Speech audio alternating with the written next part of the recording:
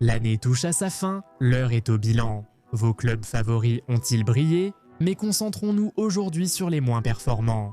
Quel recrutement votre club préféré a-t-il complètement raté cette année? Nous allons le découvrir dans cette vidéo. Aujourd'hui, voici les pires recrues de votre club en 2025. Nous allons commencer avec le Real Madrid. Leur pire recrue jusqu'à présent doit être Trent Alexander-Arnold. En recrutant un joueur de classe mondiale, ils espéraient qu'il élèverait aussitôt l'équipe grâce à sa créativité, mais cela n'a pas encore eu lieu. Trent a souffert de blessures, réduisant son temps de jeu. Même en forme, il restait souvent sur le banc au profit de Carver Hall, loin des attentes à son recrutement. Le seul point positif, c'est que le club n'a payé que 10 millions d'euros.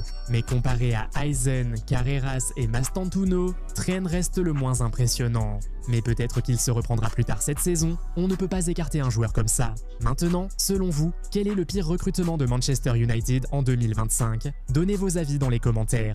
Nous saurons bientôt si vous avez raison. Parlons maintenant de Tottenham. Leur pire recrutement cette année est sûrement Matthew Stell, et cela depuis le début. Ils ne voulaient pas aller à Tottenham, préférant leurs rivaux. Mais en février, voyant qu'aucun autre club ne le voulait, il a finalement choisi Tottenham. Ce recrutement reposait sur de mauvaises bases et malheureusement, le Français n'a guère changé l'opinion des supporters. Il n'a inscrit que 5 buts pour Tottenham depuis février et son temps de jeu a encore baissé depuis sa signature définitive cet été. Il est jeune et peut sûrement encore changer la situation au club, mais pour l'instant, il reste la pire recrue de l'année. Restons à Londres pour évoquer maintenant la pire recrue de Chelsea. On peut parler de Jory Lato et Dario Essugo, vu le peu de temps de jeu qu'ils ont eu depuis leur arrivée, mais il était clair dès le début qu'ils étaient recrutés comme remplaçants. Pourtant, Liam Delap a été recruté comme attaquant titulaire avec le numéro 9, mais son passage a été très décevant. Il n'a toujours pas marqué en Premier League avec Chelsea et a déjà raté plusieurs matchs pour blessure. Sur le terrain, il semble perdu et de nombreux supporters de Chelsea pensent qu'ils auraient dû garder Nicolas Jackson. Passons maintenant à Liverpool. Comme vous le savez, il existe de nombreuses options. Florian Wirtz, Jérémy Frimpong ou Milos Kerkez. Mais nous devions choisir Alexandre Isak. Au moins avec Wirtz et Kerkez, on peut dire qu'ils sont disponibles, tout comme Frimpong. On peut dire qu'ils n'étaient pas si chers et que les attentes n'étaient pas très élevées, mais Isak reste la recrue la plus chère de la Premier League, avec toujours de grandes attentes. Le transfert a suscité trop de drames et après l'arrivée d'Ekitike, il a été jugé excédentaire immédiatement. Mais il est arrivé à peine en forme et a donc dû prendre du temps pour retrouver le rythme. Et maintenant, il s'est blessé, ce qui va l'écarter pour des mois. Jusqu'ici, cela semble un vrai gaspillage d'argent. C'est un attaquant de classe mondiale, il peut donc vite revenir à son meilleur niveau. Mais en ce qui concerne 2025, cela a été la pire recrue de Liverpool. Passons maintenant à Naples. Leur pire recrue cette année doit être Noah Lang. Ils l'ont recruté du PSV pour 25 millions d'euros cet été. Mais il n'a pas fait ce pourquoi il a été engagé. Il n'a inscrit qu'un seul but et aucune passe décisive en 20 matchs jusqu'à présent. Il y avait beaucoup d'attentes lorsque les champions d'Italie ont signé le néerlandais de 26 ans, mais jusqu'à présent, il n'a pas été à la hauteur des espérances. D'autres recrues comme Kevin De Bruyne, Rasmus Højlund et Vanja Milinković-Savić ont clairement fait mieux que lui. Toujours en Italie, la pire recrue de la Juventus reste Jonathan David, même s'il est arrivé gratuitement. Il a déçu. Les attaquants sont engagés pour marquer et l'international canadien ne l'a pas assez fait. Il n'a marqué que 3 buts en 22 matchs et reste muet en championnat depuis 4 mois. Openda ne marque pas beaucoup non plus, mais c'est au moins la seule recrue. La situation n'est pas aussi grave que celle de David, transféré définitivement. Selon vous, qui a été la pire recrue de Manchester United en 2025? Avez-vous deviné Bryan Mbeumo? Non, car il s'agit en fait de Benjamin Šeško. C'est semblable à ce que nous avons dit sur Jonathan David et Liam Delap plus tôt. En tant qu'attaquant, ton rôle principal est de marquer, et si tu échoues, tu es vu comme un échec. Šeško n'a marqué que 2 buts pour United. Ce total n'est pas impressionnant pour un joueur à 765 millions d'euros. Bien sûr, les blessures n'ont pas aidé, mais 2 buts en 14 matchs, c'est quand même un total catastrophique. Lamans, Kuna, Dorgu et bien sûr Mbeumo ont tous été de meilleurs recrues que lui, c'est certain. Le pire recrutement de Manchester City en 2025 reste sans doute Omar Marmoush, même si beaucoup pensent à Trafford. Et même si c'est un bon choix, nous avons décidé d'opter pour Marmoush pour certaines raisons. Nous allons vous expliquer pourquoi maintenant. Au début, beaucoup doutaient que City dépense 75 millions d'euros pour un joueur jugé révélation d'une seule saison en janvier. Dépenser autant pour un attaquant alors que tu as Haaland n'est pas judicieux. Mais City était en crise et a acheté dans la panique.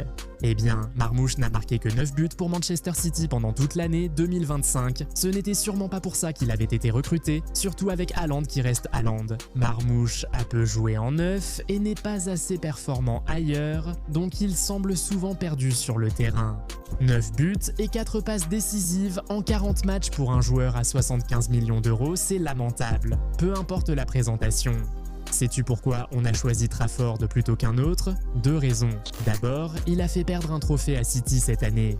Malgré leur crise, ils ont atteint la finale de la Football Association Cup et auraient pu en profiter si Marmoush n'avait pas raté son penalty. Crystal Palace a gardé son avance 1-0, laissant City finir la saison sans trophée.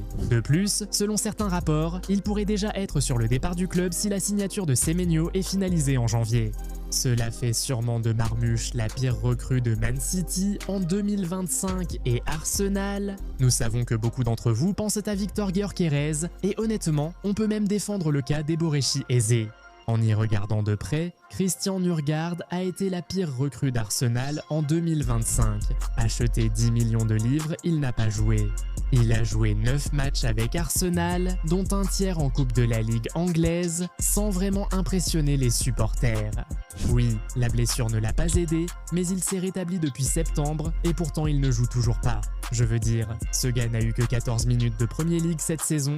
Il a été recruté pour gérer les minutes de Zubimendi, mais si l'entraîneur n'a pas confiance pour l'utiliser en certains matchs, est-ce un bon recrutement? Tu vois, on parle d'un joueur de 31 ans ici, donc ce n'est pas comme s'il y avait de l'espoir qu'il soit encore en développement et qu'il devienne un monstre à l'avenir. S'il ne joue pas maintenant, quand est-ce qu'il jouera? Quant à l'Atlético Madrid, leur pire recrue de 2025 est sûrement Johnny Cardozo.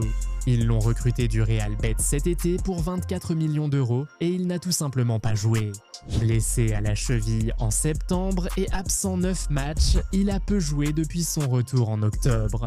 Il n'a que 24 ans, donc il y a encore de l'espoir qu'il devienne important pour l'équipe à l'avenir. Mais en ce qui concerne cette année, Cardozo a été la pire recrue de l'Atleti avec Newcastle. Il y a quelques options, cela pourrait facilement être Johan Wisser ou Anthony Elanga. Le fait qu'Elanga n'ait pas marqué en 25 matchs est assez accablant, soyons honnêtes.